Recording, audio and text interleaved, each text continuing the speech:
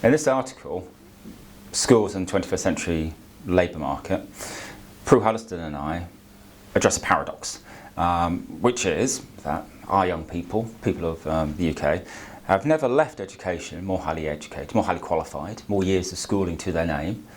But yet, if you look at indicators of how well they're doing in the economy, it's really poor by rights. You know, the more highly qualified they are, the more human capital they have to go into the labour market, the better they should do. But if you look at the ratio of youth to adult unemployment, the proportion of people over the age of 25 who are unemployed compared to the proportion of people under 25, it's got worse and worse for young people over the last 25 years. If you look at their earnings compared to older workers, they're very flat. If you look at the proportion of young people who are effectively on low pay.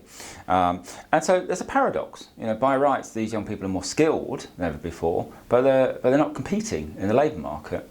And Prue and I sort of went about trying to make sense of this, thinking about, you know, what is it about the labour market and the way the labour market has changed, which has been to the detriment of young people, and can schools and colleges do anything about this? Because they've really done a very good job in improving the qualifications, improving the educational achievement of young people, but clearly that's not enough.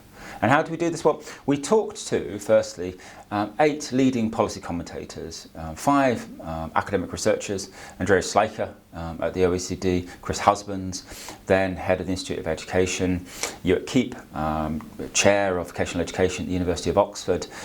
We talked to Hugh Lauder, the editor of the Journal of Education and Work, and Lorna Unwin, the recently retired editor of the Journal of Vocational Education and Training. And these are 2 of the journals which are most interested in the whole of this area about the relationship between education and employment. And we also talked to people from some of the really important organisations, member-led organisations, which are really interested in the workplace. We talked to Peter Cheese, the head of the Chartered Institute for Personnel and Development. We talked to David Pollard, the head of education at the Federation of Small Businesses. And we talked to Kay Carberry from the TUC about what was really happening. And we backed this up as well by talking to recruiters, experienced recruiters from large, from small enterprises, private and public sector, 3 different focus groups across the country. And we talked to these folks about, well, what's changed? Why is it that young people seem to be losing out in the battle for employment? And what they said to us was something very consistent. They said, firstly, that 3 things had really changed. Firstly, that globalisation and economic inequality had changed the demand for skills, that the nature of work was different now. And this was reinforced by technological change, that we see it in our everyday lives, that jobs which were once done by teams of people are now being done by machines. And then thirdly, that labour market deregulation and workplace restructuring is increasing the competition for work, that it's easier to to hire and fire, and that quite often that young people are in more direct competition for employment than later on. We'll explore what these things mean as we go through, because in these debates around the consequences of these structural changes which we're seeing in the economy, we found 3 key areas requiring exploration. One was about complexity. The labour market is more complex now than it was a generation ago. Think about the way that social media has changed things, automation has changed things. Think about the job titles which you and people you know have. The labour market is more complex, and young people, when they're in school, are effectively making investment decisions about the subjects which they follow, about where they go to study at 16, whether they stay on at 18. And they're also making decisions about how hard they study, how motivated they are to study. Do they really need a B in their maths? Do they need a language? Do they need history or geography? What difference does it make? What other experience do they need to get?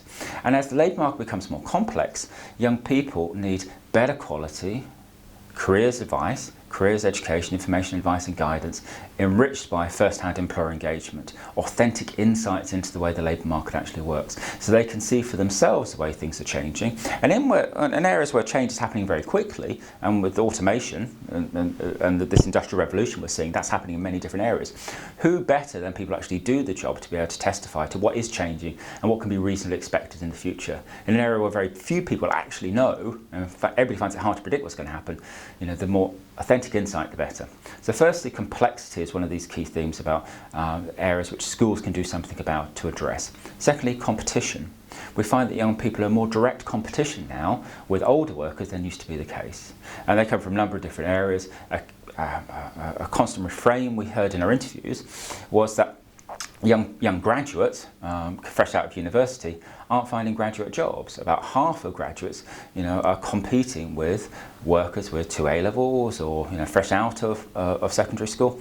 And schools aren't preparing young people to be able to compete. They're not preparing them to have the interview skills, to have the CV know-how to be able to compete with older workers. A generation ago, it was very common for big employers to recruit hundreds of young people all at the same time in recruitment schemes. That's less and less the case.